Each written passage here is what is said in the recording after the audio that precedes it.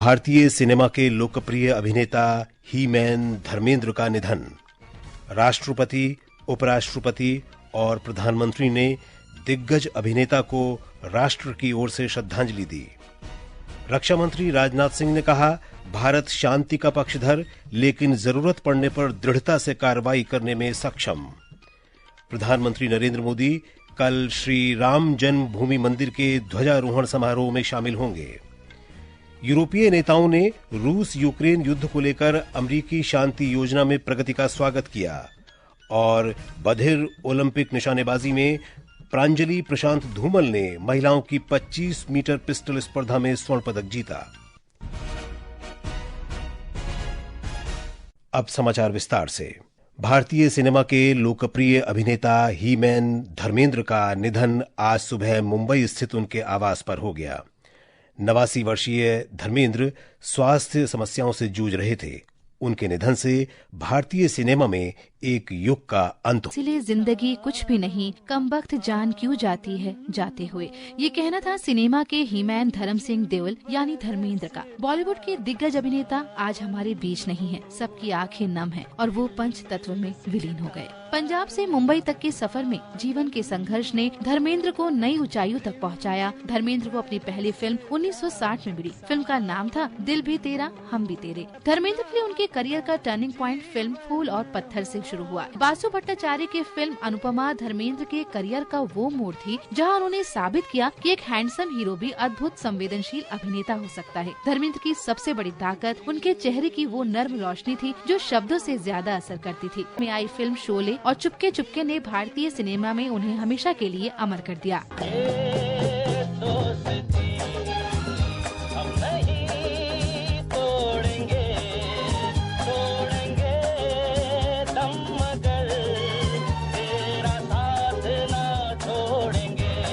Film Sholay में हेमा मालिनी के साथ उनके संवाद और अदाकारी को लोगों ने खूब पसंद किया। यूं कि हम सीख तो रहे थे गोली चलाना, लेकिन अब हमें दाल में कुछ काला लग रहा है। दाल? काला? काली दाल?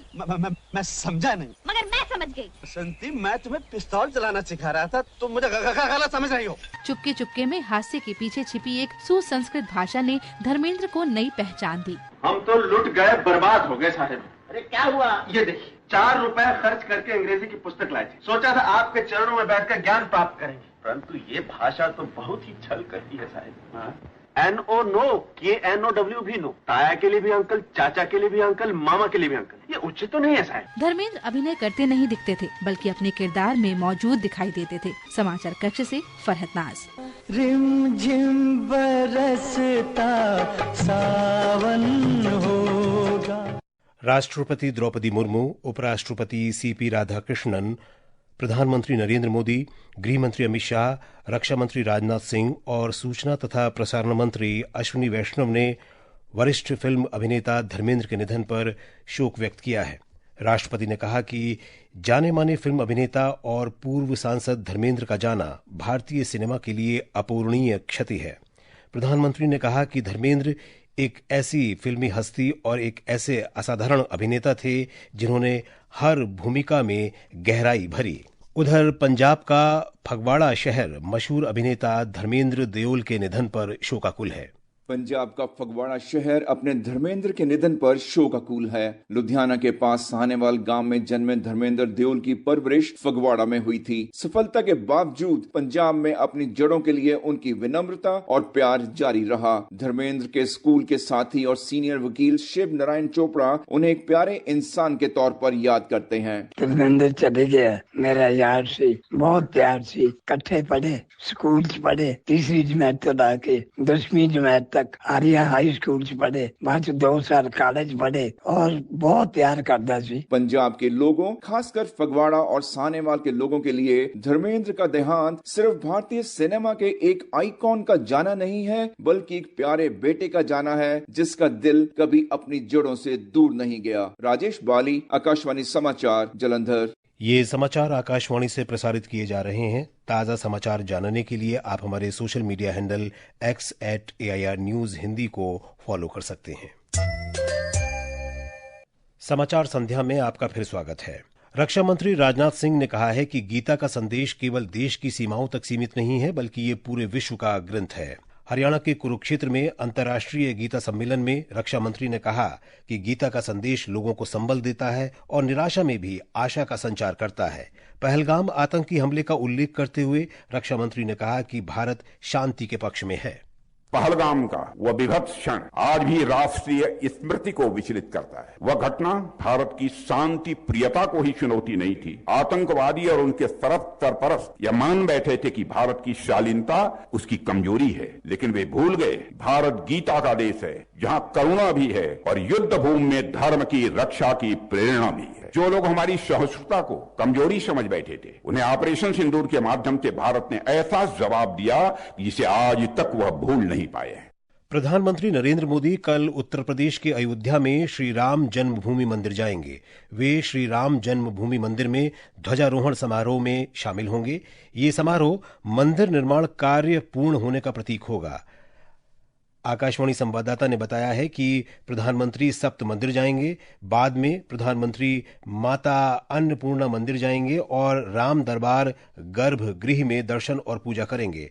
दोपहर लगभग 12 बजे प्रधानमंत्री अयोध्या में श्री राम जन्मभूमि मंदिर के शिखर पर भगवा ध्वज फहराएंगे। प्रधानमंत्री ने कहा है कि नए श्रम सुधार भावी अर्थव्यवस्था के निर्माण, अनुपालन सरल बनाने, महिला श्रमिकों के सशक्तिकरण और वैश्विक मूल्य श्रृंखला में देश की स्थिति को मजबूत करने के प्रति सरकार की वचनबद्धता को दर्शाते हैं। केंद्रीय मंत्री मनसुख मांडविया का एक लेख साझा करते हुए श्री मोदी ने कहा कि दुनिया एक विश्वसनीय वैश्विक भागीदार के रूप में भारत के उदय को स्वीकार करती है। न्यायमूर्ति सूर्यकांत ने आज भारत के 53वें मुख्य न्यायाधीश के रूप में शपथ ली। राष्ट्रपति द्रौपदी मुर्मू ने आज सुबह राष्ट्रपति भवन में न्यायमूर्ति सूर्यकांत को पद की शपथ दिलाई। केंद्रीय मंत्री किरेन रिजिजू ने आज भूटान के प्रधानमंत्री शेरिंग तोब्गे से मुलाकात की। श्री रिजिजू ने कहा कि उनकी बातचीत भारत भूटान मित्रता की गहराई और दोनों देशों के मूल्यों को दर्शाती है। श्री रिजिजू भगवान बुद्ध के पवित्र अवशेषों की वापसी के सिलसिले में एक प्रतिनिधिमंडल का नेतृत्व कर रहे हैं। गोवा के पणजी में आयोजित भारतीय अंतर्राष्ट्रीय फिल्म महोत्सव इफी के 56वें संस्करण में आज क्लासिक फिल्म मुरलीवाला का विशेष प्रदर्शन किया गया। हमारे संवाददाता ने बताया है कि फिल्मोत्सव में देश विदेश की फिल्मों और क्षेत्रीय सिनेमा को प्रदर्शित करने के अलावा कई अलग अलग गतिविधियां भी आयोजित की जा रही हैं।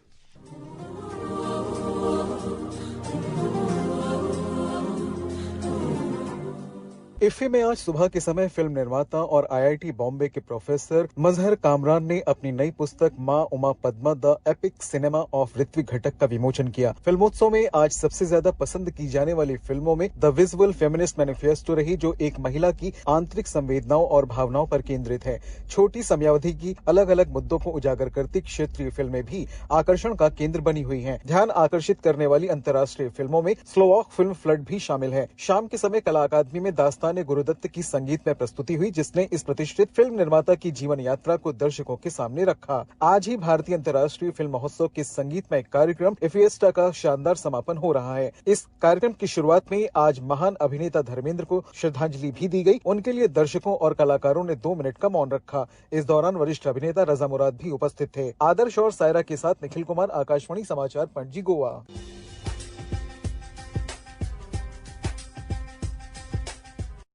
रेल मंत्री अश्विनी वैष्णव ने आज उत्तर प्रदेश के बागपत में बड़ौद से दिल्ली और शामली के बीच 2 मेमू रेल सेवाओं को झंडी दिखाकर रवाना किया। ये मेमू रेलगाड़ियां छात्रों और पेशेवरों के लिए बेहतर यात्रा विकल्प प्रदान करेंगी, कनेक्टिविटी में सुधार करेंगी और क्षेत्र की अर्थव्यवस्था को बढ़ावा मिलेगा। दिल्ली, शामली, सहारनपुर गन्ने का बड़ा हब है ये, और यहाँ पर किसानों की, छात्रों की बहुत एक बड़ी डिमांड है, जिस कारण से प्रधानमंत्री जी ने इस रूट पे बहुत ध्यान देकर कई अपग्रेड्स किए हैं, इलेक्ट्रिफिकेशन कंप्लीट किया है। 2 ट्रेन सर्विसेज आज चालू की गई हैं, जो कि दिल्ली को शामली से जोड़ेगी। इस लाइन को डबल करने का काम हाथ में लिया है और बहुत जल्दी दिल्ली से शामली वाले सेक्शन को डबल किया जाएगा। केंद्रीय नवीन और नवीकरणीय ऊर्जा मंत्री प्रहलाद जोशी ने आज हरियाणा के रेवाड़ी जिले में पैलेट प्लांट का उद्घाटन किया और K2 बायो एथेनॉल प्लांट की आधारशिला रखी। मीडिया से बातचीत में श्री जोशी ने कहा कि नई नीति के तहत सरकार ने पर्यावरण संरक्षण के लिए सभी ताप विद्युत संयंत्रों के लिए बायोमास और नगर पालिका ठोस अपशिष्ट का सह प्रज्वलन अनिवार्य कर दिया है। जो पहले पराली एक बहुत बड़ा बोझ था, वो प्रधानमंत्री जी के सोच के अनुसार वो धीरे धीरे और सिर्फ उसको निपटाने का नहीं, उसको प्रॉफिटेबली वेस्ट टू एनर्जी कैसे कन्वर्ट करना, ये सोच चल रहा था। उसमें ये 240 TPD पैलेट प्लांट जो है, ये बहुत बड़ा योगदान इससे होता है। और ओवरऑल जो पराली है बहुत बड़ी मात्रा में है, लेकिन शुरुआत तो आज हो गया है। नरेंद्र मोदी सरकार द्वारा विभिन्न क्षेत्रों में जीएसटी दर घटाने के बाद 22 सितंबर से जीएसटी बचत उत्सव शुरू हुआ। इससे देश भर के नागरिकों को लाभ हो रहा है। हमारे संवाददाता ने बताया है कि अगली पीढ़ी के जीएसटी सुधारों से लद्दाख की अर्थव्यवस्था को बढ़ावा मिल रहा है। नए जीएसटी सुधारों से लद्दाख की अर्थव्यवस्था को काफी बढ़ावा मिल रहा है। पश्मीना ऊन, नमदा कालीन और हाथ से बने ऊनी कपड़ों पर अब 12% के बजाय 5% टैक्स लग रहा है। इसके अलावा पारंपरिक लद्दाख की लकड़ी के उत्पादों और लद्दाख की थंका पेंटिंग पर 5% कर लग रहा है, जो पहले 12% टैक्स स्लैब का हिस्सा थे। कर में इन कटौती से हाथ से बने उत्पाद सस्ते हो गए हैं और इनकी बिक्री में वृद्धि हुई है। वहीं खुबानी, याक के दूध से बने डेयरी उत्पादों, लेह बेरी और दूसरे जैविक कृषि उत्पादों पर अब 5% टैक्स लग रहा है। इससे स्थानीय कृषि संस्करण में निवेश को बढ़ावा मिल रहा है और छोटे उत्पादकों को भी मदद मिल रही है। ये सुधार लद्दाख की सांस्कृतिक विरासत को बनाए रखने, उद्योगों को मजबूत करने और स्थानीय उत्पादों को किफायती बनाने में मदद कर रहे हैं। साथ ही इससे लद्दाख में बेहतर रोजी रोटी, सांस्कृतिक संरक्षण और राज्य की अर्थव्यवस्था की वृद्धि हो रही है। ऋषु जायसवाल के साथ अमन यादव, आकाशवाणी समाचार, दिल्ली। ये समाचार हमारी वेबसाइट www.newsonair.gov.in और हमारे न्यूज ऑन एआईआर ऐप पर भी उपलब्ध हैं। यूरोपीय नेताओं ने रूस यूक्रेन युद्ध समाप्त करने के लिए अमेरिका के शांति प्रस्तावों पर जिनेवा में वार्ता में हुई प्रगति का स्वागत किया है। कल स्विट्जरलैंड में हुई बैठक में अमेरिका की 28 सूत्री शांति योजना पर चर्चा हुई। जर्मनी के विदेश मंत्री जोहान्स ने कहा कि अमेरिका के विदेश मंत्री मार्को रूबियो ने यह सुनिश्चित करने में निर्णायक सकारात्मक योगदान दिया कि ये योजना यूरोप और यूक्रेन के दोनों पक्षों द्वारा स्वीकार की जा सके। टोक्यो में बधिर ओलंपिक निशानेबाजी प्रतियोगिता में भारत की प्रांजलि प्रशांत धूमल ने महिलाओं की 25 मीटर पिस्टल स्पर्धा में स्वर्ण पदक जीत लिया है।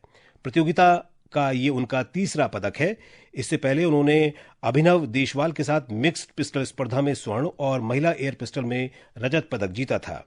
भारतीय निशानेबाजों ने कुल 16 पदक जीते हैं, जिनमें 7 स्वर्ण, 6 रजत और 3 कांस्य पदक शामिल हैं। और अब अंत में मुख्य समाचार एक बार फिर। भारतीय सिनेमा के लोकप्रिय अभिनेता ही मैन धर्मेंद्र का निधन। राष्ट्रपति, उपराष्ट्रपति और प्रधानमंत्री ने दिग्गज अभिनेता को राष्ट्र की ओर से श्रद्धांजलि दी। रक्षा मंत्री राजनाथ सिंह ने कहा, भारत शांति का पक्षधर, लेकिन जरूरत पड़ने पर दृढ़ता से कार्रवाई करने में सक्षम। प्रधानमंत्री नरेंद्र मोदी कल श्री राम जन्मभूमि मंदिर के ध्वजारोहण समारोह में शामिल होंगे। यूरोपीय नेताओं ने रूस यूक्रेन युद्ध को लेकर अमेरिकी शांति योजना में प्रगति का स्वागत किया। और बधिर ओलंपिक निशानेबाजी में प्रांजलि प्रशांत धूमल ने महिलाओं की 25 मीटर पिस्टल स्पर्धा में स्वर्ण पदक जीता। इसके साथ ही समाचार संध्या का ये अंक समाप्त हुआ। नमस्कार।